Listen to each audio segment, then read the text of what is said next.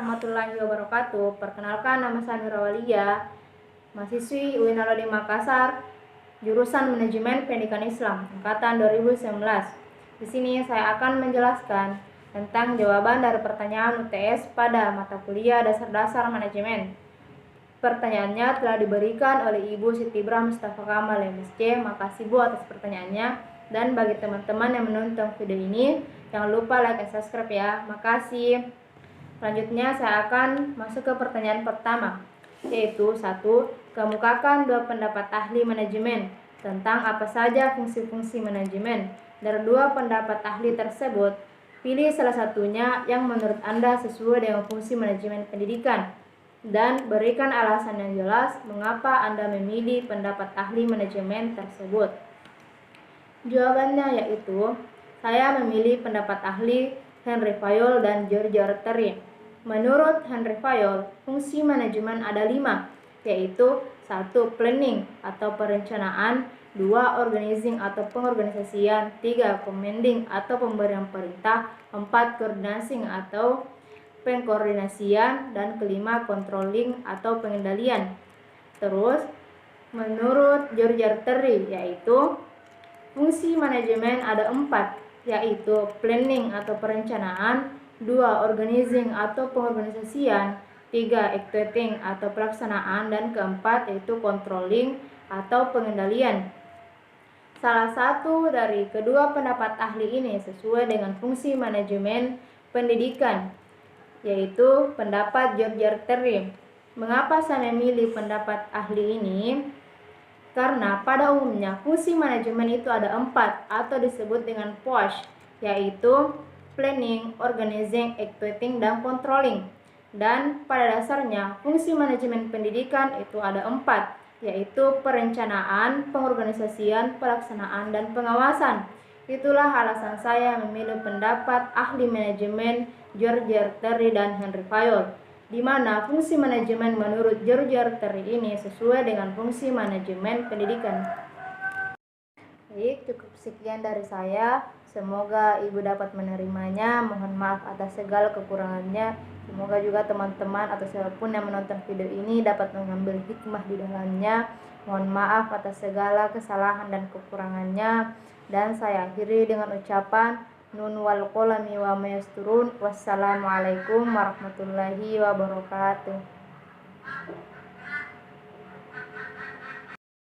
Pertanyaan kedua yaitu, kemukakan apa yang dimaksud dengan perencanaan dan mengapa suatu kegiatan atau lembaga atau perusahaan perlu membuat perencanaan. Jawabannya, perencanaan merupakan proses awal bagi sistem manajemen untuk mencapai tujuan-tujuannya.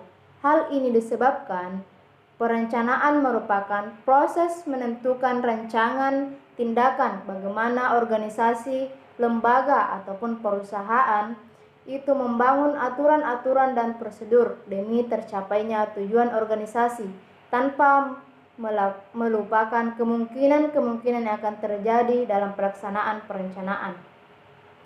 Alasan perlunya membuat perencanaan yaitu 1. Tujuan menjadi jelas dan terarah. Perencanaan sebagai langkah awal dari pencapaian tujuan akan memberikan arah dan kejelasan tujuan tersebut, sehingga semua komponen atau elemen-elemen dalam organisasi mengetahui dengan baik tujuan yang hendak dicapai. Kedua, semua bagian yang ada dalam organisasi akan bekerja ke arah satu tujuan yang sama. Ketika semua elemen atau bagian dalam organisasi mengetahui tujuan organisasinya dengan jelas dan benar, maka mereka akan bekerja ke satu arah yang sama. Artinya, mereka memahami prosedur apa saja yang akan dilakukan sebagaimana yang telah mereka sepakati dalam perencanaan. Ketiga, menolong mengidentifikasikan berbagai hambatan dan peluang. Dengan adanya perencanaan, maka organisasi mampu mengidentifikasikan berbagai hambatan dan peluang yang ada di lingkungan luar organisasi. Adanya hambatan dan peluang yang datang Menuntut organisasi mempersiapkan tindakan-tindakan antisipasi ke depan sehingga mereka tetap berada di lajur menuju tujuan awal. Keempat, membantu pekerjaan menjadi lebih efisien dan efektif. Perencanaan memberikan pandangan bagi organisasi mengenai tindakan apa saja yang harus mereka lakukan demi tercapainya tujuan, termasuk di dalamnya biaya dan waktu yang dibutuhkan sehingga tujuan terrealisasi. Hal ini akan membantu organisasi menjadi lebih efektif dan efisien dalam mencapai tujuan. Kelima, perencanaan sendiri dapat diartikan aktivitas pengawasan. Keenam, perencanaan juga membantu untuk mengurangi risiko ketidakpastian. Pertanyaan ketiga yaitu, kemukakan alasan utama diperlukan manajemen dalam suatu organisasi atau perusahaan. Jawabannya, alasan utama manajemen dibutuhkan dalam suatu organisasi atau perusahaan adalah untuk memudahkan pencapaian tujuan, baik tujuan organisasi maupun tujuan pribadi. Manajemen dibutuhkan untuk mencapai tujuan organisasi dan juga tujuan individu yang ada dalam organisasi tersebut. Semua bentuk organisasi di mana orang-orang bekerja sama mencapai tujuan yang telah ditetapkan membutuhkan manajemen. Manajemen diperlukan organisasi agar usaha pencapaian tujuan menjadi lebih mudah. Ada 4 tujuan manajemen dalam sebuah organisasi, yaitu sebagai berikut. 1. Tujuan sosial. Tujuan sosial manajemen adalah agar organisasi atau perusahaan bertanggung jawab secara sosial dan etis terhadap kebutuhan dan tantangan masyarakat dengan meminimalkan dampak negatifnya. Kedua, tujuan organisasional. Tujuan organisasional adalah sasaran formal yang dibuat untuk membantu organisasi mencapai tujuannya. Ketiga, tujuan fungsional. Tujuan fungsional adalah tujuan untuk mempertahankan kontribusi pada tingkat yang sesuai dengan kebutuhan organisasi. Keempat, tujuan individual. Tujuan individual adalah tujuan pribadi dari tiap anggota organisasi atau perusahaan yang hendak mencapai melalui aktivitasnya dalam organisasi. Pertanyaan keempat, siapa saja yang membutuhkan manajemen? Kemukakan pendapat Anda.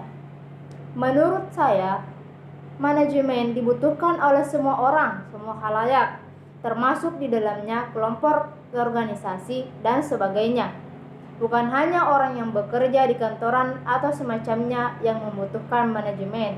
Office boy pun membutuhkan manajemen dalam pekerjaannya. Jadi, bagaimana dia menyelesaikan? Dia berpikir dulu, memanage waktunya agar tugasnya selesai dengan tepat waktu. Seperti mahasiswa atau pelajar seperti saya harus memanage waktu agar tugas-tugas dapat selesai tepat waktu.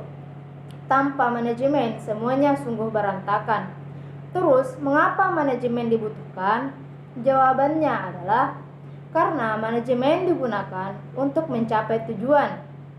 Tujuan diartikan dengan tujuan yang efisien dan efektif, di mana efisien tidak membuang-buang waktu, serta efektif atau tepat sasaran. Jadi, tanpa manajemen, kita tidak akan mencapai tujuan yang kita inginkan dengan baik. Soal kelima, yaitu soal kasus. Saya akan membacakan kasusnya terlebih dahulu. Berdasarkan kasus di bawah ini, silahkan analisis, kemudian berikan solusi yang dapat dilakukan jika Anda sebagai kepala sekolah.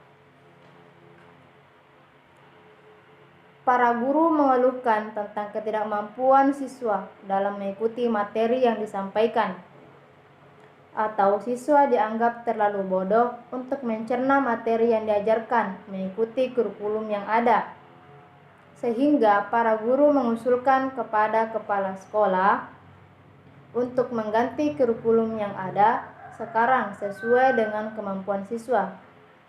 Kurikulum yang dipakai saat ini adalah KTSP atau kurikulum tingkat satuan pendidikan yang dikembangkan sesuai dengan satuan pendidikan, potensi sekolah atau daerah, karakteristik sekolah atau daerah, sosial budaya masyarakat setempat, dan karakteristik peserta didik.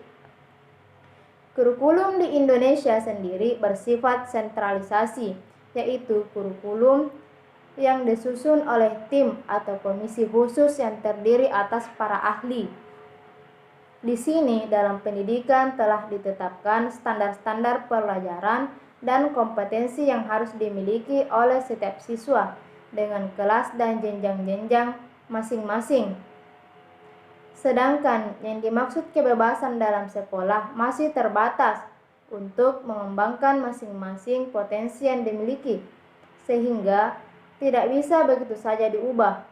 Kalau yayasan tersebut menggunakan kurikulum yang berbeda, maka akan ada ketidakseragaman. Tidak adanya standar penilaian yang sama, adanya kesulitan bila terjadi perpindahan siswa ke sekolah lain, dan mungkin kurikulum yang tidak sesuai dengan kebutuhan masyarakat. Di Indonesia sendiri, setiap tahunnya mengadakan UN atau ujian nasional bagi tingkat akhir masing-masing jenjang pendidikan. Hal ini ditujukan sebagai standarisasi pendidikan. Kalau kurikulum diubah, maka siswa pun tidak dapat mengikuti UN.